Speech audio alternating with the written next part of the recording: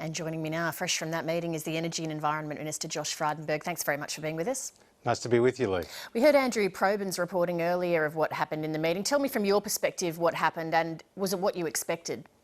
Oh yes, it was a very valuable and constructive meeting. It went for nearly 3 hours. Dozens of my colleagues spoke and they were very helpful contributions. I want to emphasise that this meeting was not making any decisions about Dr Finkel's proposal. Rather, it was an information gathering session. I presented earlier in the day to the full party room a detailed presentation on what's happening in the energy markets and Dr Finkel's key recommendations, and then this afternoon I fielded questions from my colleagues about some of the detail, and it was a very constructive discussion. It sounds though like it's a bit of a backbench revolt based on the number of speakers who spoke opposing what Alan Finkel's recommending. Look, I wouldn't use that terminology at all.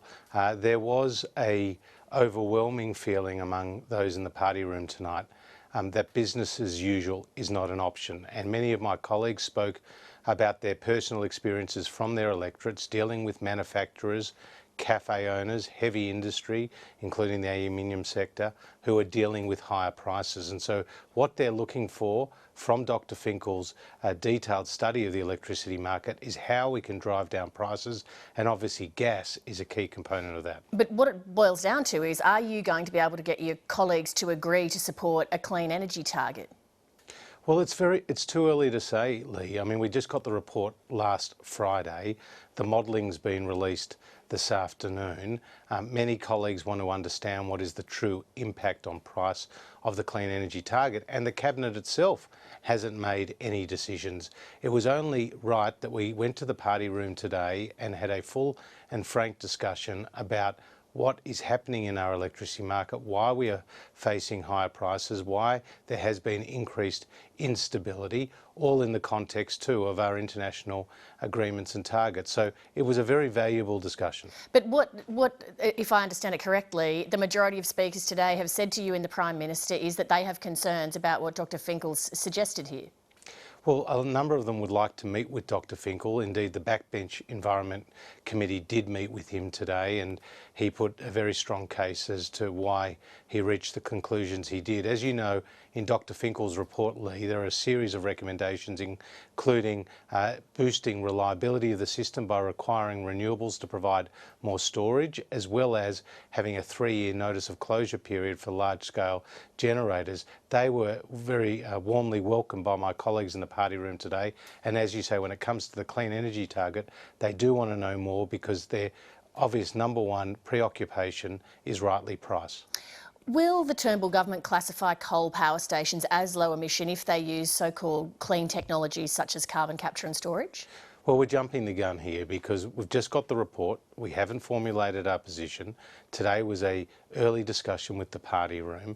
Dr Finkel did point out, though, in his report that he's not recommending a specific baseline for a clean energy target. He's going to leave that up to the government, and of course that would involve state governments as well as the federal government. But it's not the government's report, it's a report to government from Dr Finkel, and it's important that we are at the very early stages. But this question around coal seems to be something that could be a deal breaker.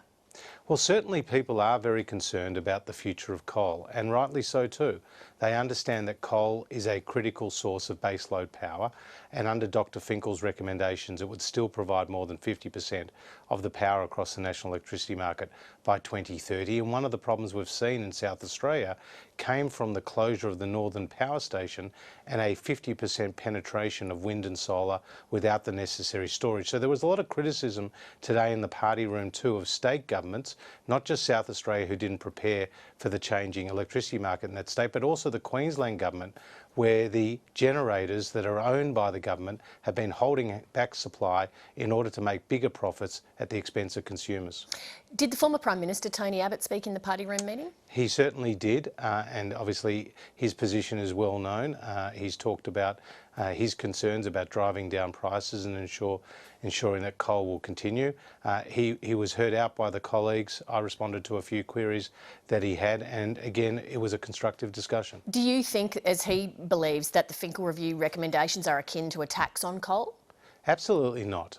Dr Finkel has made it very clear he's not putting in place any prohibitions on coal or other forms of generation capacity. What he's doing is placing incentives for lower emission generation. It's not a price on carbon, it's not a tax on coal.